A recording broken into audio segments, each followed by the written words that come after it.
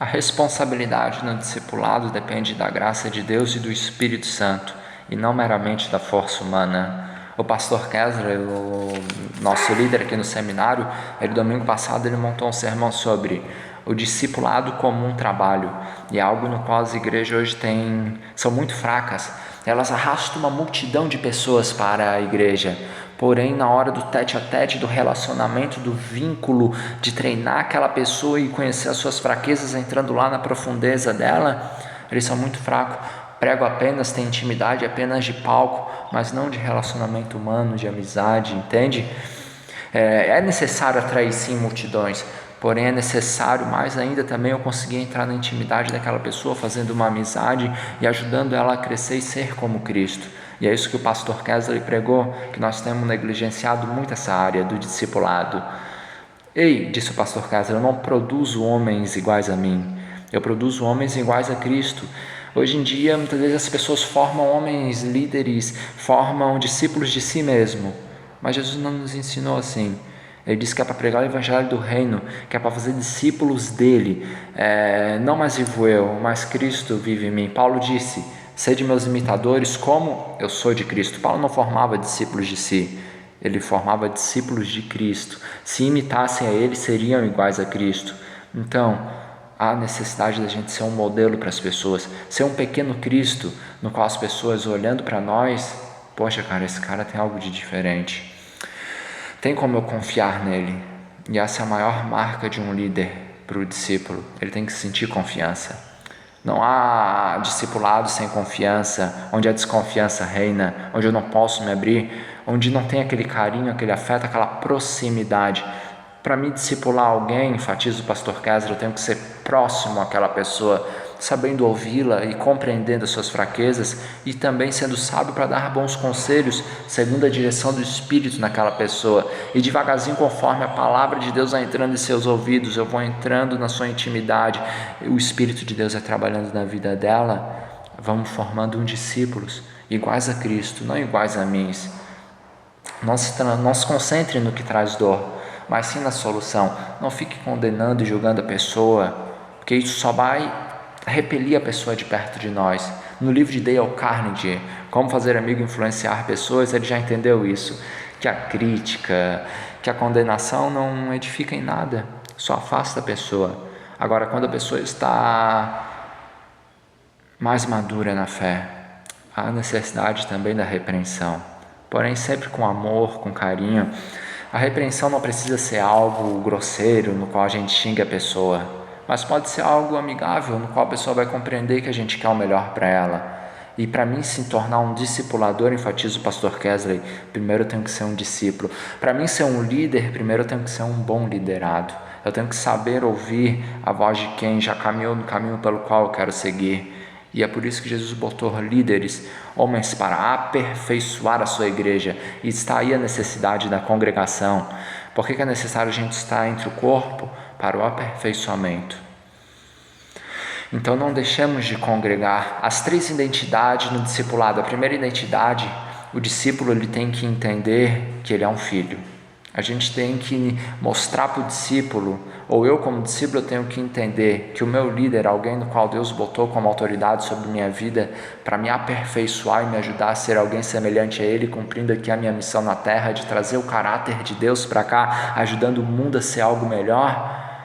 Esse líder, ele é um pai para mim, não no Espírito, porque no Espírito nosso pai é Deus, mas um pai na fé, como o próprio Paulo disse a Timóteo, é o meu filho amado. Então, note, a gente está vendo uma proximidade entre os dois, um carinho, um afeto, um vínculo, uma boa influência de Paulo sobre a vida de Timóteo. Paulo conseguiu entrar naquele amigo e fazer dele um filho, entende? Ganha o coração das pessoas. Esse é um princípio que todo líder tem que ter, ele tem que saber ganhar o coração do seu discípulo, para daí sim conseguir ajudar essa pessoa a ser semelhante a Cristo. E perguntou ao pastor Kessler a aplicação: você tem um discipulador, um líder? Se não é necessário, todos nós temos que ter alguém no qual nós nos espelhemos, nos inspiremos, nos ajude a dar uma direção correta. Todo mundo, vamos pegar fora aí do contexto cristão, ou dentro do próprio contexto cristão, Josué tinha Moisés como líder, Eliseu tinha Elias, E assim sucessivamente. Todo homem de Deus, o próprio Jesus, ele foi o líder de muitos, e também ele teve João Batista como precursor do seu caminho. Nós devemos ter alguém para nos ajudar. Sozinho, nós não vamos muito longe. A própria palavra de Deus diz que é melhor que ande dois do que um. Agora, o segundo ponto, a responsabilidade no discipulado. Depende da graça de Deus. E o discipulado, ele não depende da força humana, mas sim da graça de Deus. Sim, nós temos competências, nós temos que treinar e nos desenvolver e fazer o que for possível a nós. Porém, tem áreas, tem partes que é só com oração, jejum e a misericórdia de Deus para tocar no coração do discípulo, aperfeiçoando aquela pessoa e fazendo ela enxergar o melhor caminho a ser seguido, ou que talvez o caminho que ele ou ela está seguindo não é certo. E às vezes essa pessoa ela já enxergou, mas não tem forças para sair, como um dia eu tive assim. Mas o Espírito de Deus, com sua doce voz e convincente luz, ele nos dá força, ele nos traz entendimento para fazer o que nós, por mera força humana, jamais conseguiríamos. E o propósito final é ensinar para que outros ensinem. Ele tem de ter uma sequência, pois o maior legado de um mestre é o seu discípulo. Não existe líder sem liderado. Então, o maior legado que a gente pode deixar para uma pessoa não é riquezas financeiras, não é prosperidade material. O maior legado, a marca que a gente pode deixar numa pessoa está dentro dela. É um discípulo, é alguém semelhante a Cristo Jesus. Então, vamos pensar mais nisso, vamos ajudar mais as pessoas, vamos contribuir mais com o avanço do reino de Deus. Se eu de alguma forma puder te incentivar, eu te digo, meu querido, vai para cima, não aceite perder para limitação, para falta de vontade. Eu não tenho vontade hoje de fazer isso. Para que motivação?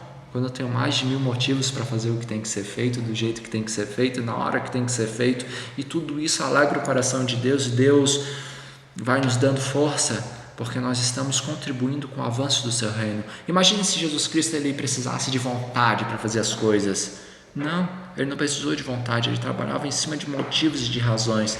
Daí sim, a vontade, ela não nos paralisa, mas quando ela vem, ela nos incentiva a prosseguir mais rápido e adiante. Muito obrigado, galera, pela atenção, e reflita sobre isso.